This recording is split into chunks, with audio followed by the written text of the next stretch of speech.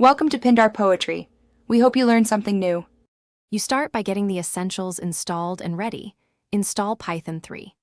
11 or newer, then verify it runs with Python version. Once done, pick an editor you like. VS Code is flexible, PyCharm is powerful. Make sure extensions for linting and formatting are enabled.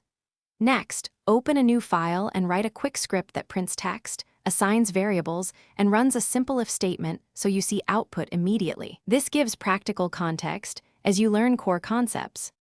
You now expand into hands-on practice. Build 3 short projects, calculator, text file processor, and a basic API client to force real use of syntax. As you code, focus on lists, dictionaries, list comprehensions, and exceptions. These patterns appear everywhere. Once comfortable, learn virtual environments, venv, and pip to manage dependencies, and write simple unit tests for functions so bugs become easier to find. Make sure to read package docs while coding, because usage examples. You wrap up by building a polished portfolio project, commit frequently, and push to GitHub so others can review your work. This demonstrates skill.